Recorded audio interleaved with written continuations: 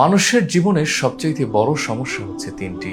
এক, রিজিকের অভাব। 2 নম্বর হচ্ছে বিপদগ্রস্ত হওয়া। 3 নম্বর পেরেশানিযুক্ত জীবন যাপন করা। ছোট্ট এমন একটি আমল আছে যে আমলটি করলে আল্লাহ সুবহানাহু ওয়া তাআলা এই তিনটি বড় ধরনের সমস্যার সমাধান ঘটাবেন। এ ব্যাপারে আল্লাহর হাবিব সাল্লাল্লাহু আলাইহি ওয়া আলিহি ওয়াসাল্লাম এই উম্মতকে সুন্দর একটি বার্তা প্রদান করেছেন, যে হাদিসটি ইমাম আবু দাউদ রাহমাতুল্লাহি আলাইহি তার সুনান আবু দাউদে সহিহ সনদে উল্লেখ করেছেন। প্রখ্যাত সাহাবী আব্দুল্লাহ ইবনে আব্বাস রাদিয়াল্লাহু আনহুমা থেকে বর্ণিত, তিনি বলেন, নবী করিম সাল্লাল্লাহু আলাইহি ওয়া আলিহি ওয়াসাল্লাম ইরশাদ করেছেন, মান লাজিমাল ইস্তিগফার জাআলাল্লাহু লাহু মিন কুল্লি দীকিন মাখরাজা। যে ব্যক্তি প্রতিনিয়ত ইস্তিগফারের আমল করবে, ইস্তিগফারের সাথে আঠার মতো লেগে থাকবে, দৈনন্দিন আমল হিসেবে ইস্তিগফারকে গ্রহণ করবে, আল্লাহ সুবহানাহু ওয়া তাআলা যাবতীয় বিপদ থেকে ওই বান্দাকে মুক্ত করে দিবেন। 2 নম্বর, ওয়া মিন কুল্লি হাম্মিন ফারাজা। যত টেনশন, ডিপ্রেশন, দুশ্চিন্তা, পেরেশানি আছে তা থেকে বান্দাকে মুক্ত করে আল্লাহ সুবহানাহু ওয়া তাআলা বান্দাকে স্বস্তির জিন্দেগি দান করে দিবেন। 3 নম্বর, ওয়া রাযাকাহু মিন হাইসু লা ইয়াহতাসিব। এমন জায়গা থেকে আল্লাহ তাআলা ওই বান্দাকে রিজিকের ব্যবস্থা করবেন যা বান্দা কল্পনা করে না। কল্পনাতীত উৎস থেকে আল্লাহ তাআলা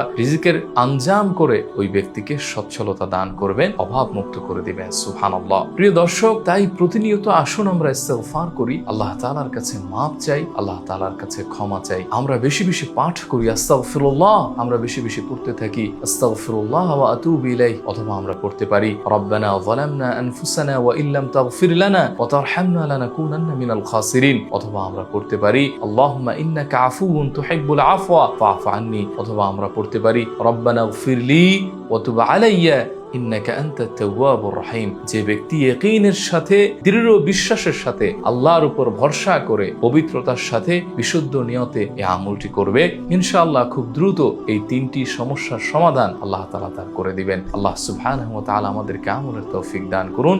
আসসালামু আলাইকুম ওয়া রাহমাতুল্লাহি ওয়া বারাকাতুহু।